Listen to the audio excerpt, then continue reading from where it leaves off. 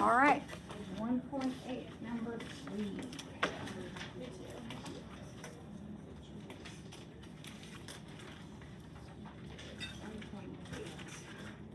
Number 3. Solve this rational inequality.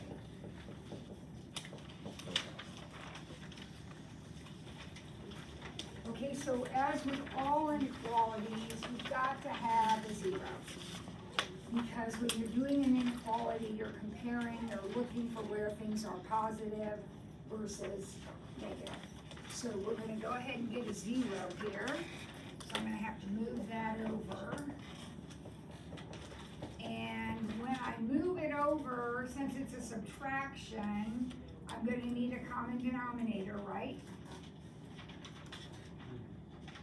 So getting my common denominator, I'm going to have x plus 3 minus 2x plus 4. Right? I'm going to clean that up a little bit. So I have negative x plus 7 over x minus 2. Now, I need to put a couple dots on my number line. Any guesses where the dots are going to be on the number line?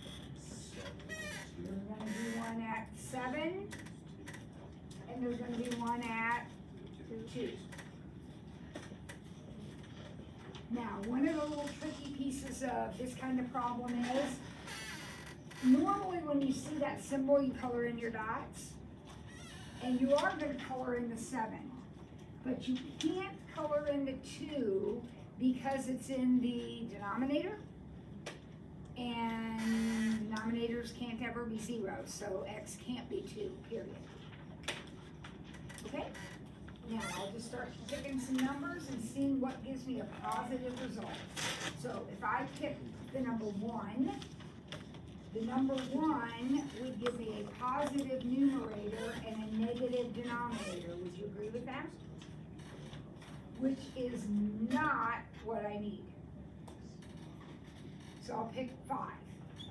5 gives me a positive numerator and a positive denominator, which is what I want. I want positive, bigger than 0. So then I'll try 8. 8 gives me a negative numerator and a positive denominator, so that is not what I want. So the answer to the problem is everything between 2 and 7.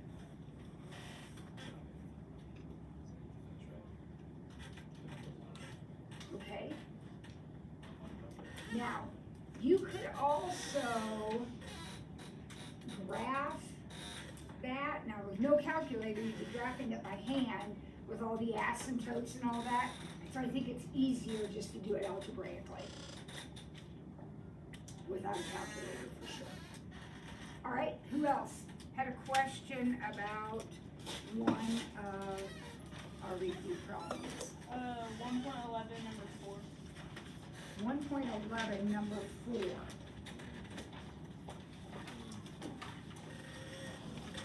So you need to remember how to, the fundamentals of expanding a binomial. Okay, so we know intuitively for sure that if we boiled this thing out, 2x minus 8, 2x minus 8, 2x minus 3, we would end up ultimately with this great big long thing, right? With a whole bunch of terms. We don't want all of them, we just want the third one. But to find the third one, we have to understand what those terms look like, okay? So think about if you just, I don't know, FOIL out x minus 2 squared. What do those terms look like? You have x squared, 4x, and 4, right? So, see that and that? Is that always going to be the case? Let's say you were FOILing it 3 times. Would that be an x cubed? Yeah. So if I'm FOILing this 8 times, won't the first term have a 2x to the 8th? And the second term would have a 2x to the 7th. And the third term, which is the one I want, right? Yeah. The third term is gonna have a 2x to the 6th. Now, it also has to have a -3 in it because that's part of the problem. That's gonna be part of the foiling. And it turns out, and this is a very small example, but it turns out that if that's a 6, this has to be a 2 because the total power of the problem has to be 8. Now, I need a coefficient. When we FOIL it out, there are 3 parts to the problem. There's this guy and this guy, and then there's a coefficient that comes from, when you FOIL this out, you add up all the like terms. Like, that didn't start out as a 4, it became a 4 because we had the 2x and the 2x that we added together. Well, that's gonna happen in this. You're gonna have all kinds of things added together. So we need a coefficient here. Anybody remember how we find that coefficient? Pascal's triangle is one option. So since we're expanding to the 8th power, we're gonna have to go to the 8th row of the triangle. But the good news is, we don't really have to go, we don't need the whole thing. So I'm gonna start just writing out the beginning parts of it. Well, that would have been way smarter than I did. Because if I just want the third term, isn't that what I want right there? This would be the first term, the second term, the third term. So that coefficient is a 28. Because it is the third number in the 8th row of the triangle. Okay, so I've got 28 times 64x to the 6th times 9. So it's going to be something large. 28 times 64 times 9. So 16,128 x to the 6th is the third term of the expansion. Now, I did tell you when we were doing all this, your calculator will find that number. That number right there is 8C6. Now, why is it 8? Because that's the row of the triangle we're in. Okay? Why is it C6?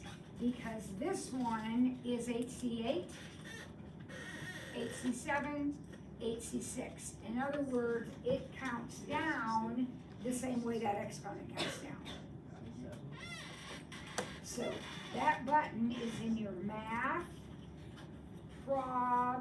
probability menu. So if you press your math button, put it across the probability, you'll see an NCR.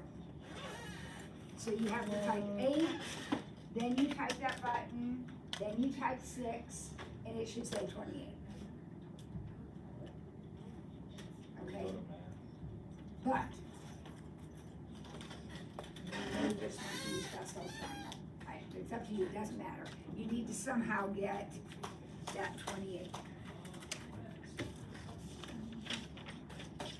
Okay, Lucky? All right. Who else has a question about a problem that you've been working on?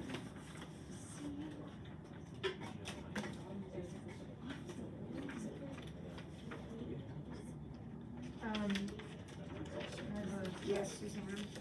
Number 2 on 2.1. 2 on 2.1.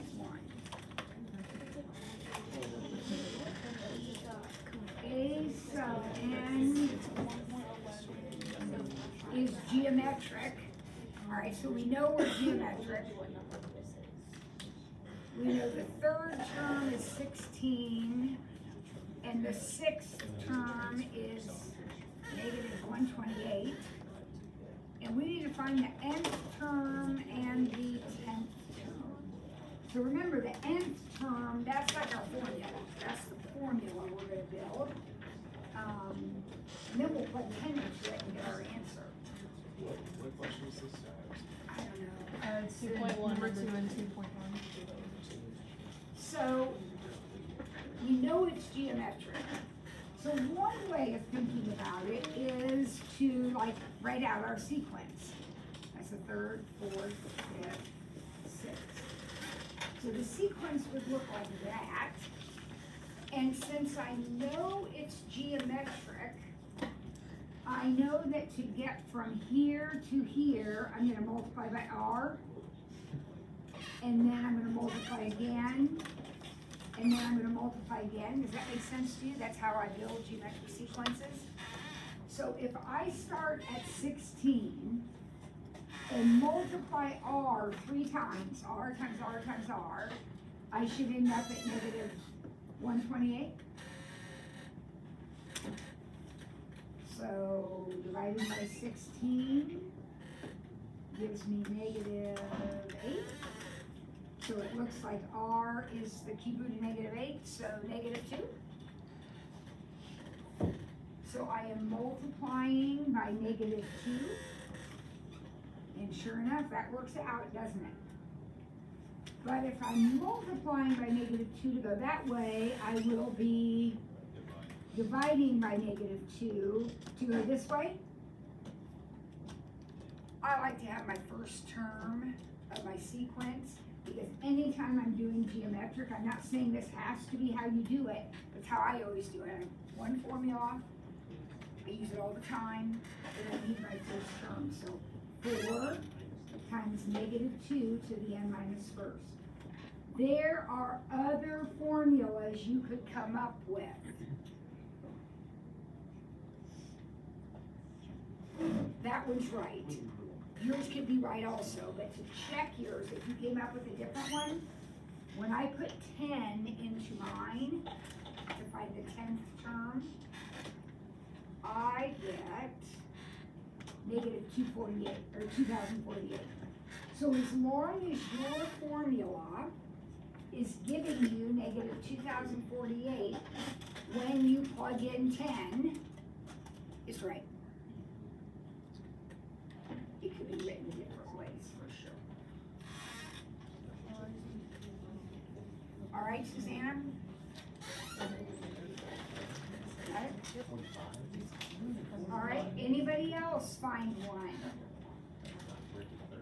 Alice? Number 2.5, number 2, when it says find model without regression, what does that mean? 2.5, It's like, number it's like 2. trash.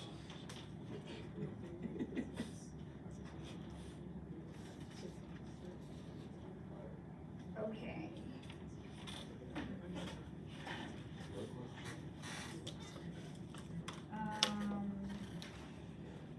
So I guess I'm using that chart. I have to have it this way. I don't like that sideways stuff. I was just wondering what it means when it asks for it without regression. Means we're gonna do it algebraically. So we're gonna do it algebraically.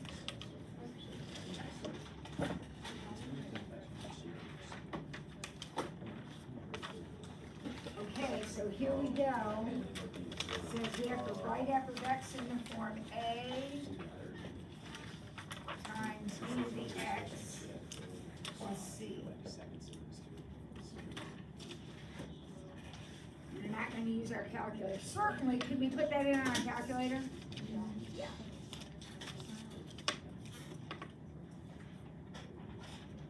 Thoughts about doing it without a calculator? Susanna? You could plug in a random x and y coordinate point into the formula. And I would love to plug in 0, because what's gonna happen when I put in the 0? P is gonna be So I'm gonna have 7 equals a times b to the 0 plus c. Would you agree with that? And that means 7 equals A plus C. Right? I think I can figure out something else too. See how these are all going up by 1? This one's going up by 6, this one's going up by 12, this one's going up by 24. What's my B? 2. My B is 2, aren't I isn't my difference being multiplied by 2? So now, that won't change this at all, but now I know that Y equals A times 2 to the X plus C. So now I can pick another random point, maybe 113 if you think it's small. So if I put in 113, it says 13. I put in 113, 2A plus C. What have I got? Look here, that was my first equation we got. And here, what do we got? 2 equations, 2 unknowns. So, yeah, so 6 equals A. Is that right? Yeah. And then that means C must be 1. So my equation is, okay, 6 times 3x plus 1. Now, Alice, that is what I would do if my goal is that kind of equation with a vertical translation. Now, what if my equation is just supposed to be an exponential equation? Because quite honestly, if you were walking down the hallway and you found this table of values, and you saw these were all 1s, and these were over here, you would think, oh, that's geometric, right? And you would think y equals A times B to the x. Okay, so if I put in 0 for x, it looks like y, I put in 0 for x, it looks like A is 7. Then I gotta go to the next one. Remember, I'm doing this kind of equations. Then I gotta go to another point. I'll do that one. So 13 equals A times B to the first.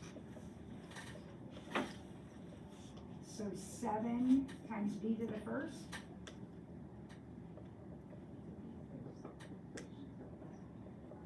So far, so good. Now, what about if I do the next point? 25 equals 7 times B to the second. Is anything gonna be funny here? I'm gonna get a different, yeah. So this isn't gonna work. I'm gonna have to do it this way. It's not gonna work that way.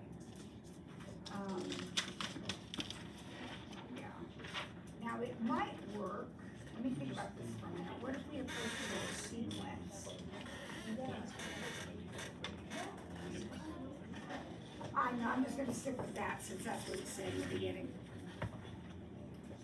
All right, anybody else have a question?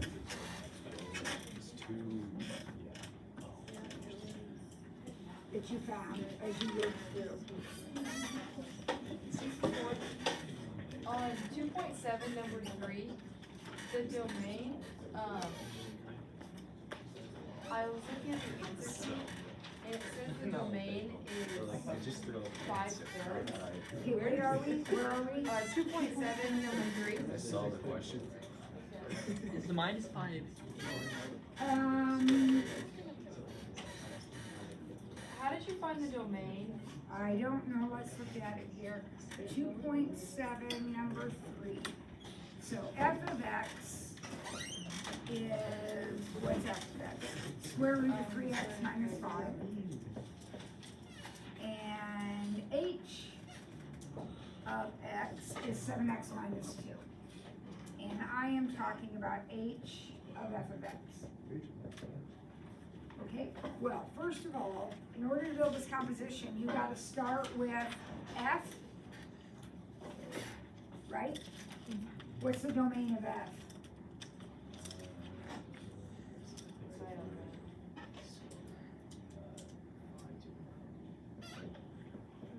Isn't that the domain of f?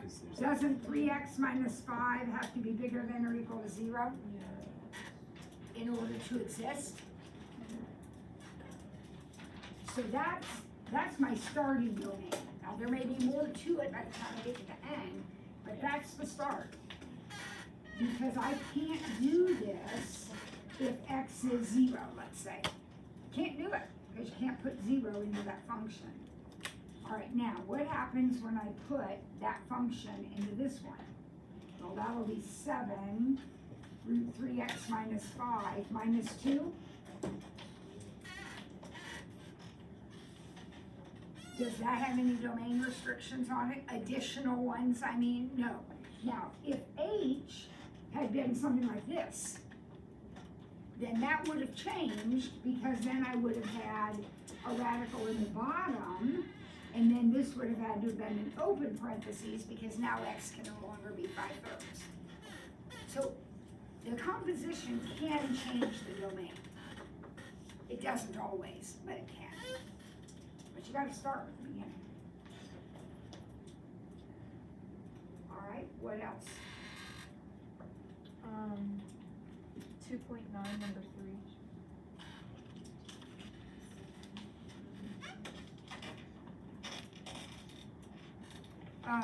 Rewrite, oh, this looks like a homework question. Rewrite log base 612 as a natural logarithm.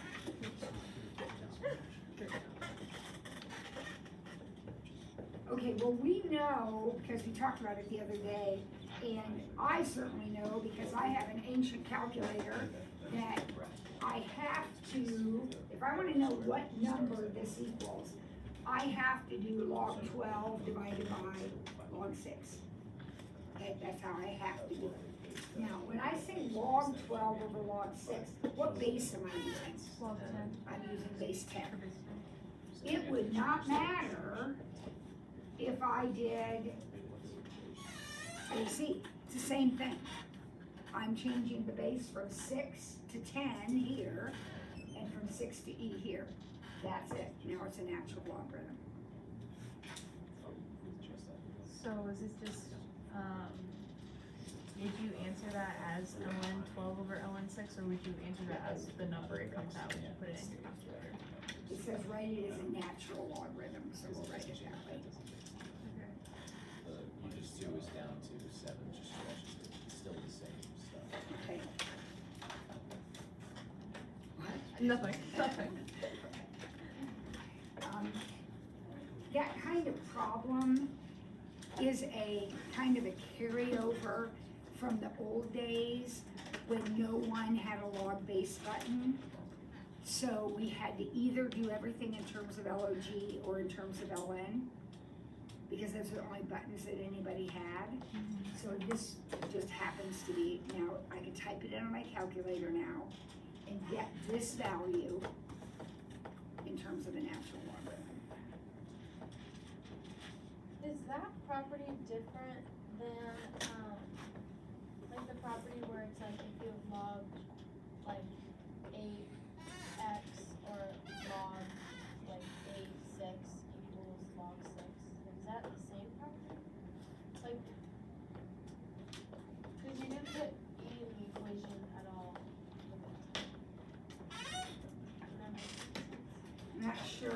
I'm not sure I'm following what you're saying.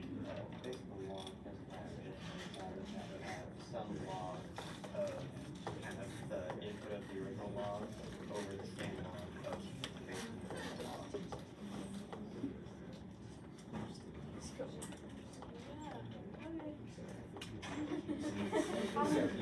This principle right here is used in lots of different kinds of problems, so that it may end up not looking like this when you're all done with it, but There was, that is true. yeah, I understand how that is true. And that is the same as this, I just used a different base. Doesn't the base matter? Nope. This would be log base 3 of 12 over log base 3 of 6. That relationship is true as long, I mean, you can make whatever base you want, it's gonna be the log of that or the log of that. Period. Oh, okay, that, Any Yeah, base it works. doesn't matter. that makes sense. They have to match, obviously, but it doesn't make that. So if any of this doesn't matter, does log base 3 of 12 over log base 3 of 6 equal to ln 12 ln 6? This fraction equals this fraction, equals this fraction, and it all equals that. Okay. So you have a log base button, Yeah. right? Type it in, type that in, and then type this division in, they're gonna match. First time. And again, for you, with your calculator, all this is kind of not as necessary, because you just type that in, right, and get that number. Oh, 1.38. So I have no idea. Oh, sorry, but I thought you I mean, it would be 1 point something, because 6 to the second is 36, so this is 1 point something for sure. But those are all true. All right, what else? Remember, even before,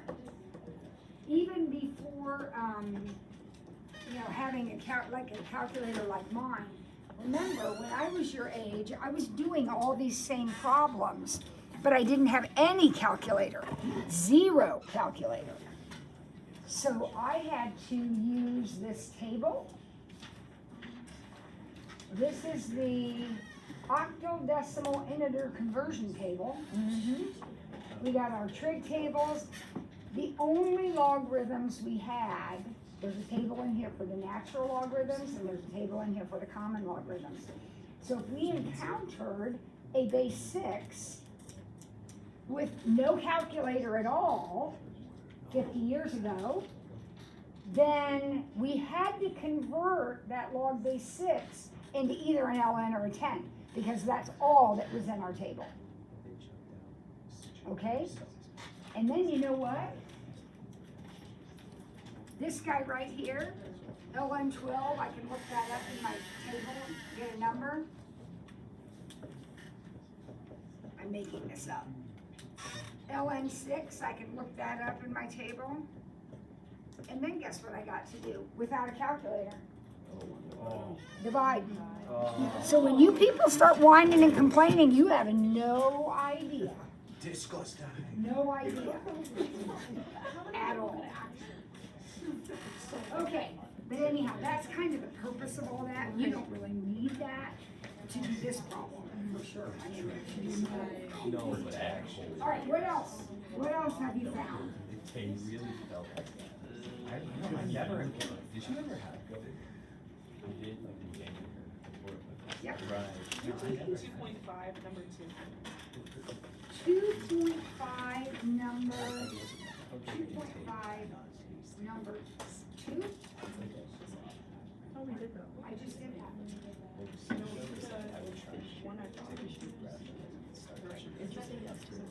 We got the 8 plus 1.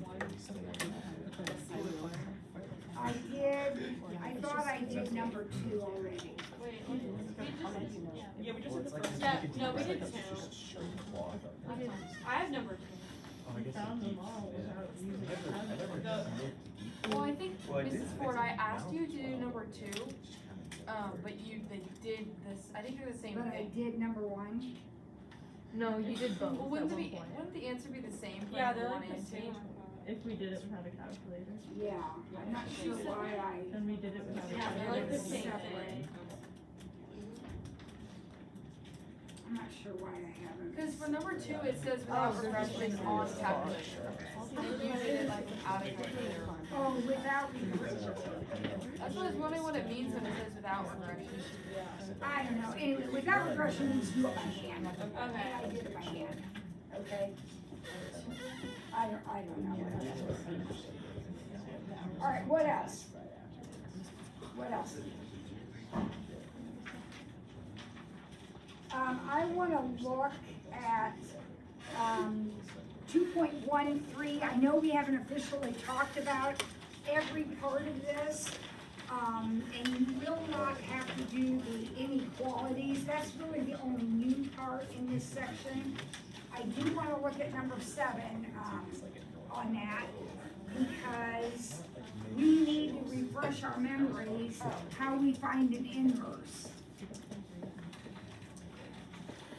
So this is kind of like the y-intercept. It doesn't matter what your equation looks like. Any equation in the whole wide world, if you need the y-intercept, what do you do? Plug in 0 for x. So no matter what the equation looks like, if you want the y-intercept, you're plugging in 0 for x. It never changes. From part 1 to part 2, part chapter 8 to chapter 9, it never changes. Either is finding an inverse. How do you find an inverse? What are the steps? You switch your variables. So this is y, remember. So x equals 5 times 2 to the y plus 4 minus 10. When you find an inverse of anything, that's what you do first. Then what do you do? Solve for y. Now, this is where things get a little bit crazy. Because if I have to get y by itself, I notice that it is an exponent. So I can certainly add the 10 and divide by 5. But now I have a problem because y is clear up here and I need it to be down. And the only way to get it down is to throw a logarithm in. Now, here's the good news. Doesn't matter what kind of logarithm I throw in. No. Could I log both sides? Could I ln both sides? How about if we log base 2 both sides? Then you cancel. The beauty of that is, and remember, you get to pick. It just depends how much arithmetic you want to do. If you log base 2 both sides, then this all goes away, and all you have left is y plus 4.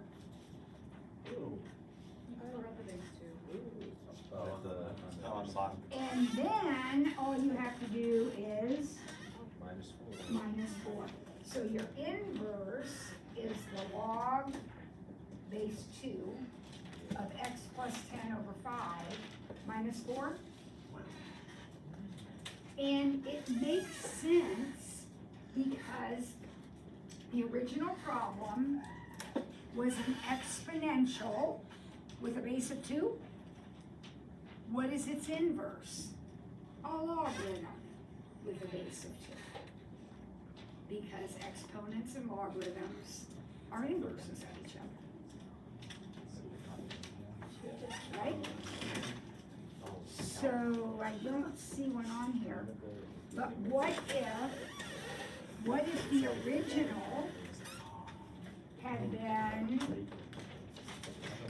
let's say 3 log base 7 of x plus 1 minus 2. What if that had been the original? We're gonna end up with an exponential. What's it gonna look like? Well, let's switch our variables.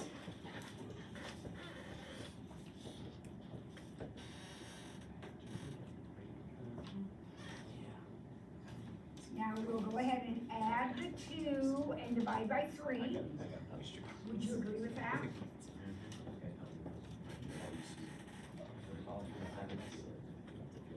Now what am I gonna do? I gotta get that y by itself. No loop-de-loop. You can't divide or multiply by anything. You're gonna loop-de-loop. You gotta get rid of that logarithm. So this is gonna say 7 to that thing, power, equals y plus 1. And then we'll minus the 1. And sure enough, just like you predicted, the inverse of the logarithm was an exponential with a base of 7. something I noticed on there, in the original, it's translated back one. In the inverse, it's translated down one. Stop, does that make sense? Yeah, and then if you look at the vertical dilation, it becomes a horizontal dilation. Does that make sense? Yeah, Yeah, because whatever happens to X in the original is gonna happen to Y in the inverse. but like, Yeah, reverse, yeah. Yeah. Some people get excited about stuff like that. All right, what else? We got time, let's do a couple more. So do not worry, in 213, do not worry, you should be able to, we've talked about all the rest of those, but not the inequalities, so don't worry about the inequalities. But the other ones we should be able to do, so if there's anything in there, we can go over that too. 213 is just an extension of 212. Yep. 2.12, number 2.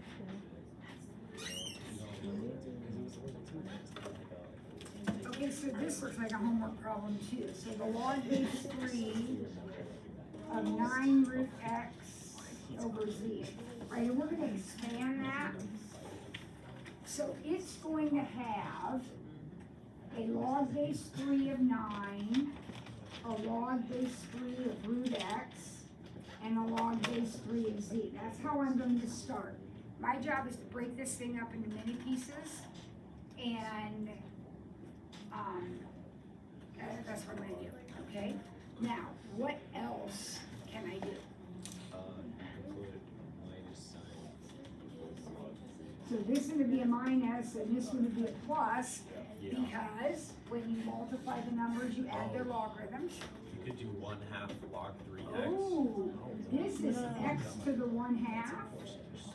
So 1/2 log base 3 of x, because exponents come out in front. What about this? Is that just 2? That's just 2. That's just 2. Some of you missed that in the homework. You ran into a couple things like that, and you didn't catch it. That's just 2. So I think that's all we can do, Suzanne, is right there. I think I was just confused with the 1/2 part. Like, you could remove the, or like at least cancel out the root. Make The it root 1/2. x and make it 1/2. Yeah. No, I don't get it. All right, let's do another one. Come on, friends, there has to be something else on this sheet that you can't remember. Do we have to know about interest and like compound interest and? The focus on the exam is what's focused on here, on the semester exam. I'm not speaking to the AP exam. That's many hours, and I can't do that on this exam. So the focus is what's here on the review. So everything, like, if we, like, every, like, main point expressed in this, if we can do this whole thing, we can get an 100 on. Well, you understand, this is an honors class, so this is not a copy of the exam. But if you know all the concepts on here, you will do well on the exam. Okay? There's not gonna be some random weird thing, but you may have to take 2 of these ideas, put them together in a problem, and then figure out what to do. Like, these are the tools. If you have all the tools, you should be able to do the job. But you gotta be smart enough to figure out which tool you need to do the job. You see what I'm saying? Yeah. So yes, you need to know everything on here, and if you do, you should do quite well. I'm never gonna promise anybody 100. Oh, I'm sorry. If it's an emergency. All right, who else has a question? Number 2.4. 2.4. 2.4, number 4. So 2.4, number 4, I would sketch it. So when I sketch this, it's a little exponential, but there's a lot going on there. So first of all, what is that negative exponent going to do? 5 halves. Make that 5 halves. Okay. So now I'm going to start with that. That is exponential growth. Would you agree? Yeah. But I put a negative in front of it, so that is going to reflect it. Okay. So I am going to end up with this shape right here. And I want to know, is it increasing or decreasing? Decreasing. And clearly concave down. So the key is graph.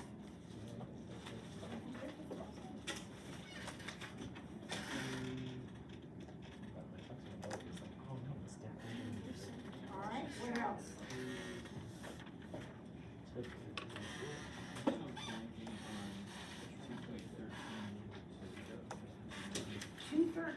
Number 2, so I'm allowed a calculator. And if you are allowed a calculator,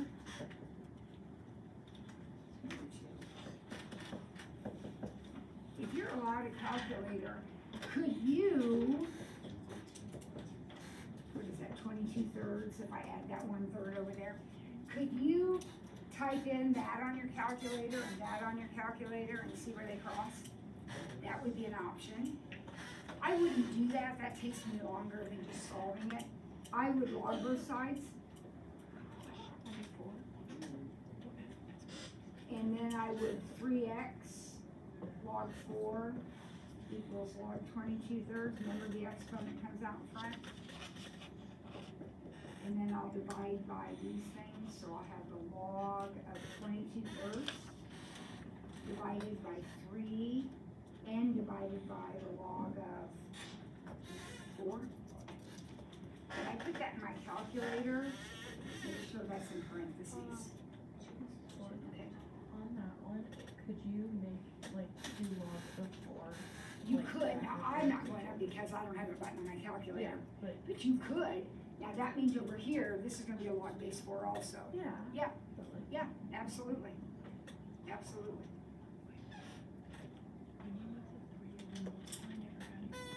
Yep, you sure can.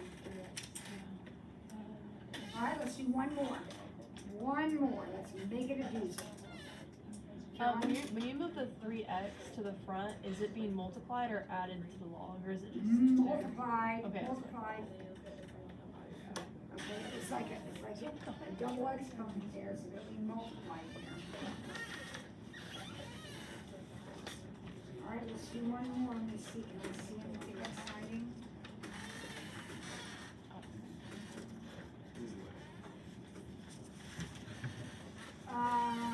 Since you're not picking one, anybody gonna pick one, or am I gonna pick one here? Anybody picking one? Can we do like, 1.8?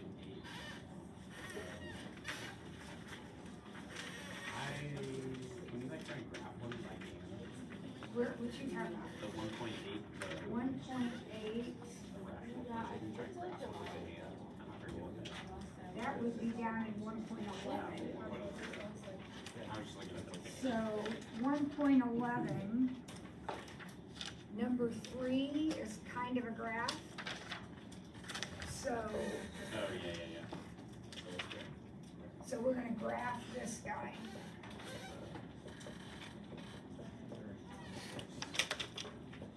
Where's the- I don't think we did this. Okay, so I'm gonna start how? How do you think I'm gonna start? Just look at that thing. Take out an x. You're gonna factor it, yeah, you're gonna factor it. So we've got x on top, actually 2x on top. X squared plus 3x minus 4. And I can go ahead and factor that as plus 4 minus 1 and keep it up here, Ben P. Yeah. Okay. That work?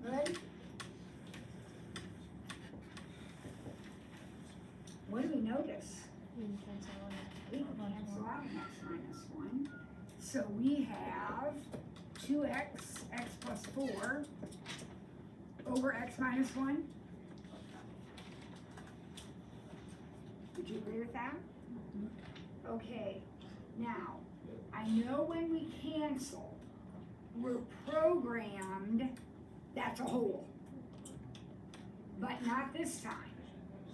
Because if it's a hole, you have to be able to plug it back in and get a y value. And I canceled out an x minus 1. Can I plug in 1? No, I still can't. So 1 is a vertical asymptote.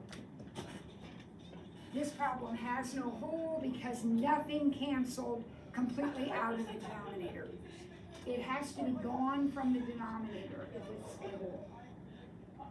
All right, tell me what else. I need more in this picture. Tell me what else I can put in there. There's a zero, there's zeros at, sorry, 0 and -1. There's a 0 at 0 and -4. Who said that? Who told me that? I didn't. Thank you. All right. How about a y-intercept? What's my y-intercept? Origin. How about a horizontal asymptote? Do I have a horizontal asymptote?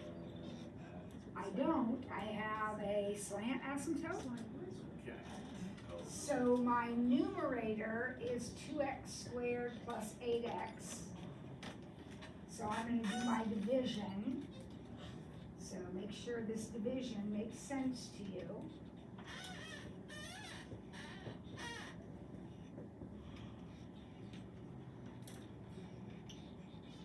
So what is my slant asymptote? Y equals 2x plus 10.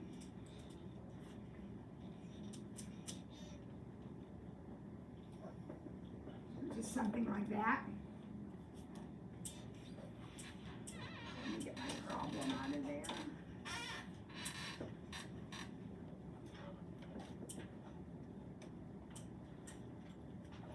This is one. Yep. What equation are you putting in for the division problem? Like I the, erased it. It was 2x times x plus 4, I think. oh, you would multiply the. You have to multiply it out Yeah. in order to do the division. Yeah. Or was it minus 4? How much you could I draw don't think a so. graph? No, No, it's no, plus it's X plus squared. It was plus. It would be +4 and then the -1. So, What happened? nothing. We now have our slant asymptote. And I think I'm done. Ben, are you paying attention? Yeah.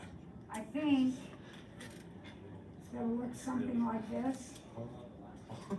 And then there's gonna be a little piece of it up there.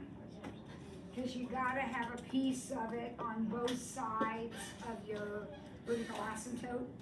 Domain bigger than 1, domain less than 1, gotta have a piece on each side.